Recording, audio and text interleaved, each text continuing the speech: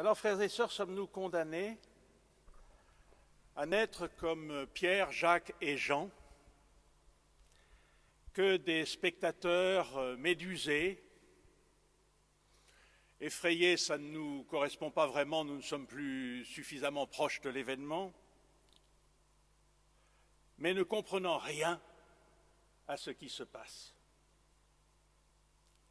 Il faut dire que pour nous, ces phénomènes de blancheur éclatante, de compagnons vénérables apparaissant pour une rencontre au sommet, et plus encore de voix venant du ciel, nous sont totalement étranges, sinon étrangers. Alors que cela n'a pas l'air du tout d'étonner les trois témoins, ils sont dans cette culture qui n'est pas la nôtre. Mais ils proposent de dresser trois tentes et le récit concède qu'ils ne savent pas ce qu'ils font, et ce qu'ils disent en tout cas. Mais nous avons un avantage sur eux, celui d'avoir non seulement le récit de cette journée, et donc d'en connaître la fin en même temps que le début en quelque sorte, mais avoir aussi à notre disposition tout l'évangile de Marc, et cela, vous allez voir, change en profondeur notre compréhension. Je m'explique sur ce dernier point. Un évangile, c'est une construction littéraire, il faudrait mieux dire un projet littéraire.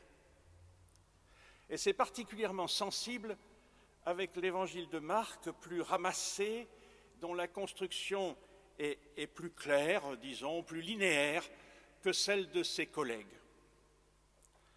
Avec Marc, on ne s'attarde pas à des récits sur les origines de Jésus. On va d'emblée à ce qui est essentiel, ce qui va donner sa couleur à l'Évangile. Il s'agit de faire entendre la bonne nouvelle de Jésus-Christ, de dire qu'il est le Christ ou le Messie et qu'il est le Fils de Dieu. Il s'agit donc d'expliquer, de faire comprendre ce que signifie la venue du règne de Dieu à travers son représentant. Il s'agit de faire comprendre aux disciples ce que cela veut dire d'être associé à la venue du règne de Dieu.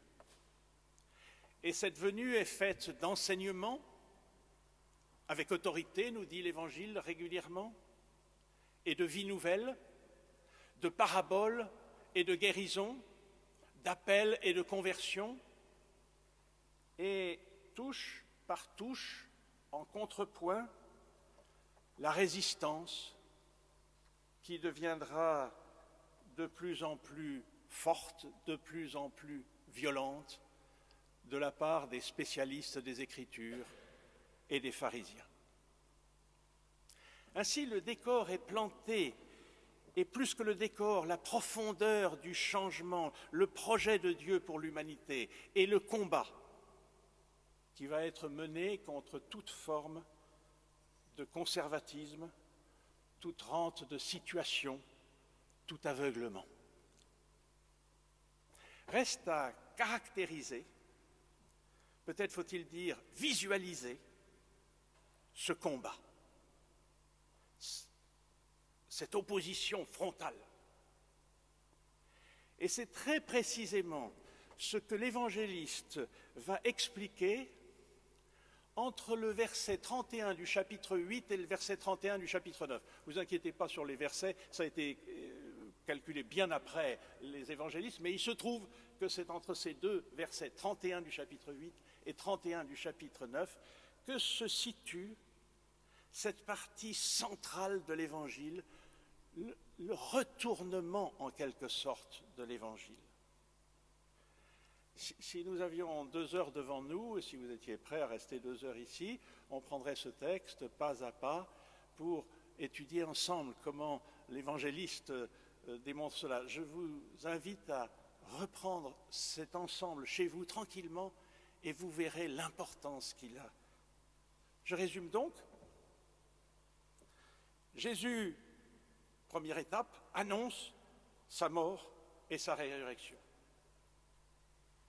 Il dit la fin du combat qu'il connaît. Deuxième étape, il appelle les disciples à le suivre en prenant leur croix. Et ce ne sera pas toujours une promenade de plaisir. Et puis, il indique enfin le chemin de la communion, notamment par la prière, pour faire advenir la vie nouvelle. Mais il faudra aller jusqu'au bout de l'Évangile pour que tout cela soit compréhensible pour les disciples.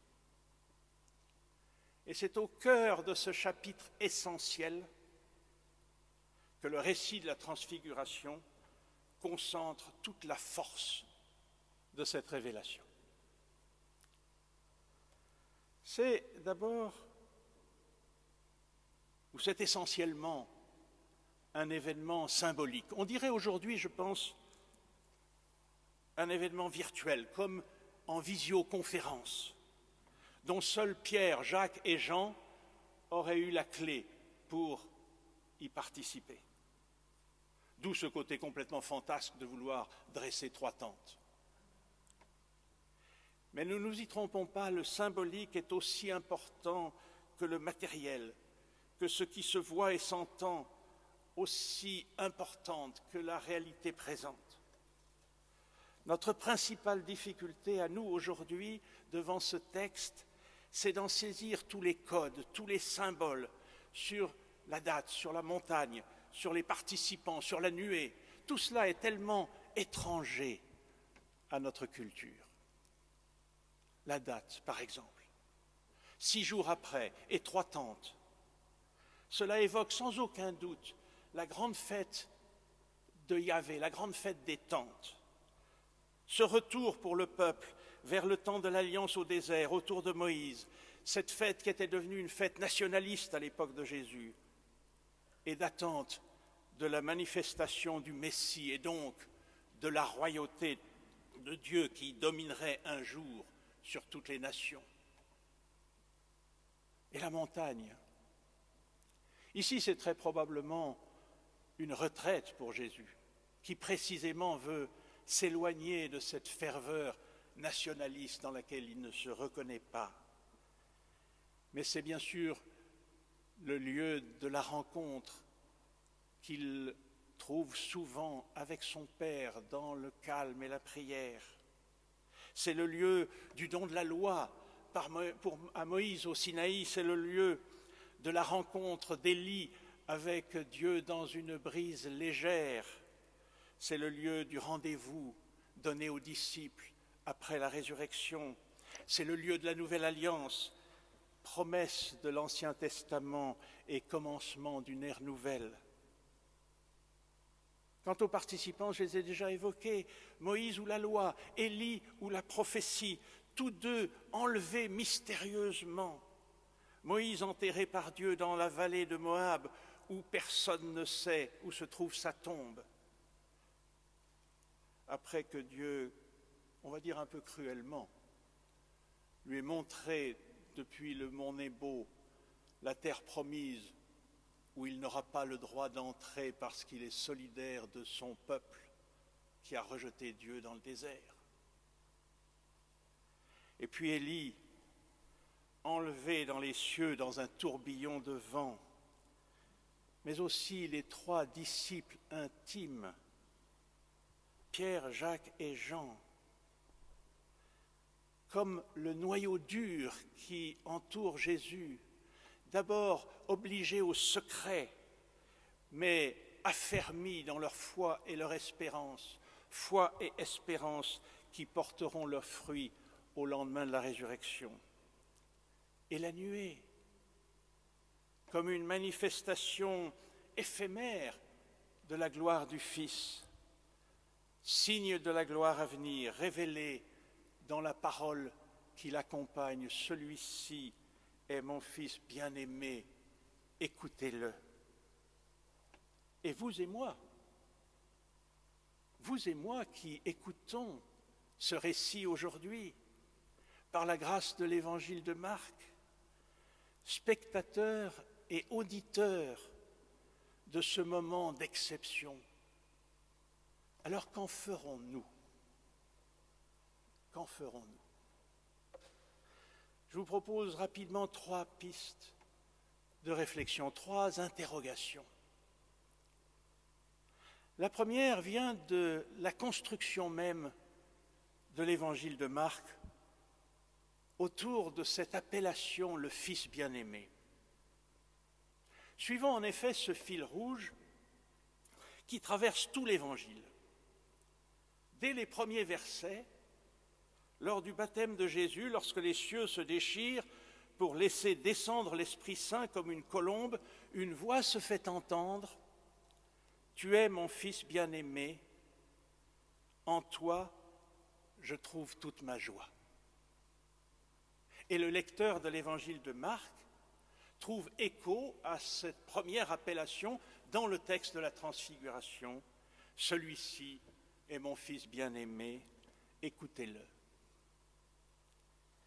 Mais souvenez-vous, quel écho sera donné à cette double proclamation venue des cieux? Qui répondra parmi les hommes? Qui dira « cet homme était vraiment Fils de Dieu » Cela vous revient? C'est le centurion au pied de la croix, au moment même de la mort de Jésus.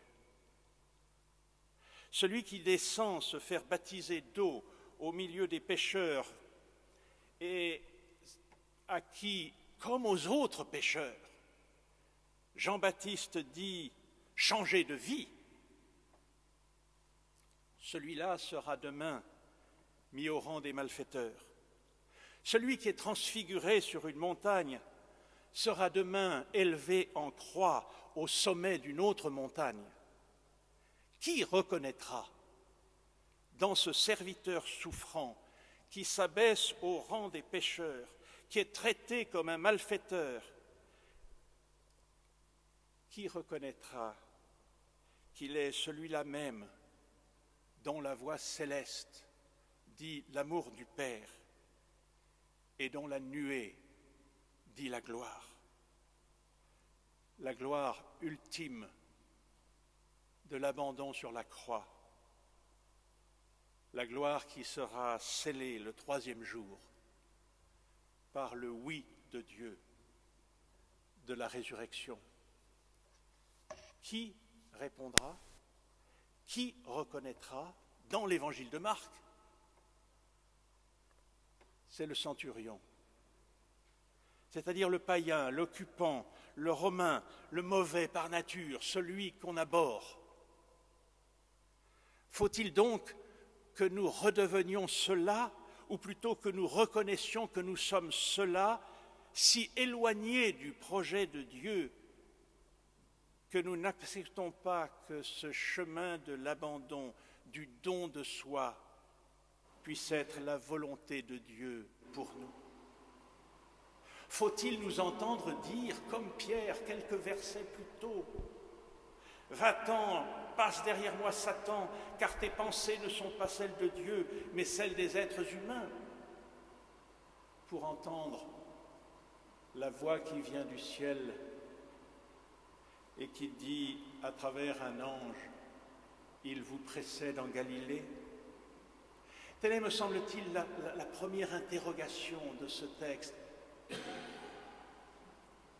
Ce moment si particulier de la transfiguration, l'humilité, la repentance, comme clé pour entendre et suivre Jésus. J'en entends une autre lorsque Jésus sort de la nuée, ou plus précisément, lorsque les disciples ne voient plus que Jésus seul avec eux. Je pourrais dire que sont devenus Moïse et Élie, ou plutôt comment ne sont-ils plus là avec lui? Ou pourquoi étaient-ils là?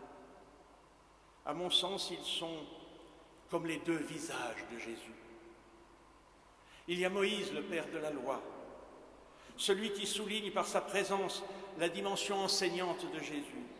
C'est peut-être celle qui nous est le plus facile à recevoir, au milieu des philosophies, des idéologies humaines, tiraillées entre des opinions et des modèles et des morales les plus diverses. Nous recevons à travers la parole et l'enseignement du Christ, à travers sa vie, qui est la mise en pratique de sa parole, nous recevons comme une boussole, un vrai guide qui nous aide à faire nos choix. Nous pouvons justifier nos choix en nous rattachant à la personne du Christ. Et l'une des dimensions essentielles de la vie des églises est d'avoir été et de rester des lieux d'élaboration d'une fidélité à l'enseignement du Christ, à sa loi nouvelle, Jésus, Moïse. C'est lui que nous reconnaissons le plus facilement, et c'est en lui que se forge une grande part de notre identité de femme et d'homme chrétien. Écoutez-le, dit la voix venue du ciel. Mais il y a Élie, Jésus, Élie, à côté de la loi, la prophétie, c'est-à-dire la marche dans l'inconnu de la confiance, la capacité qui nous est offerte de nous appuyer sur Dieu sans savoir où cela nous conduira, et pourtant sans inquiétude pour notre avenir, qui est pleinement en lui. Comme Élie, ce n'est pas sans risque, y compris celui de nous égarer. Ce n'est pas sans peine, y compris celle de nous heurter aux puissants de ce monde, mais dans la confiance. C'est ce que nous appelons vivre dans l'Esprit de Dieu, qui est tout le contraire de l'improvisation, mais bien la mise à disposition de nos capacités, de notre intelligence, pour discerner la volonté de Dieu pour nous et pour notre monde. Jésus, Élie, écoutez-le, dit la voix divine. Et il nous faut tenir les deux solidement attachés, la prophétie et l'institution. Ainsi en est-il de notre foi, qui ne peut être vécue dans la solitude et doit être vérifiée, confrontée à celle des frères et sœurs que Dieu nous donne. C'est cela le rôle de l'institution. Ainsi en est-il de la vie de nos églises, qui ne peuvent se contenter de répéter le passé, mais qui doivent être ouvertes aux chemins nouveaux que Dieu inspire à leurs fidèles et aux appels qui leur viennent de cette Église invisible que Dieu se constitue dans le cœur des hommes. C'est ça la prophétie. Écoutez-le. Il me semble que retentit pour nous l'appel de la résurrection, qui est tout à la fois renouvellement de notre intelligence par sa parole de vie et promesse de vie nouvelle. Ainsi recevons-nous un peu de cette brillante lumière qui entourait Jésus lors de sa transfiguration. Mais je veux conclure sur une troisième et dernière interrogation qui vient de l'incompréhension des disciples. Resterons-nous incapables, comme eux, de comprendre? Ou sommes-nous disposés à écouter et à devenir clairvoyants? Ils se demandaient entre eux, que veut-il dire par ressusciter d'entre les morts? Cette phrase peut être entendue juste comme un artifice littéraire. Pour attendre la fin de l'Évangile, on aura la réponse au bout. Mais la fin de l'Évangile de Marc, vous la connaissez comme moi. Les femmes témoins de la résurrection, porteuses du message que leur a laissé dans le tombeau ce jeune homme qui portait un vêtement blanc, ces femmes ne dirent rien car elles avaient peur. C'est là la fin de l'Évangile de Marc. Tellement désagréable, tellement troublante, que par la suite on a rajouté une quinzaine, une vingtaine de versets où il y a des apparitions et du coup tout va mieux. On ne reste pas sur cette question de l'évangile de Marc. Resterez-vous dans vos peurs? C'est ma question pour nous aujourd'hui, car nous sommes de fait du côté des disciples dans ce texte. Ferons-nous l'effort d'écouter et de comprendre, non seulement pour nous qui avons besoin de comprendre combien notre vie est transformée dès lors que le Christ a ouvert pour nous le chemin d'une vie nouvelle, tout est déjà transformé. Mais cela est pour tous les centurions qui nous entourent. La bonne nouvelle que nous devons proclamer, c'est que nous n'avons aucune crainte à avoir pour affronter les périls contemporains, qu'ils soient sanitaires, économiques, écologiques. Cet homme, Jésus, était vraiment le Fils de Dieu.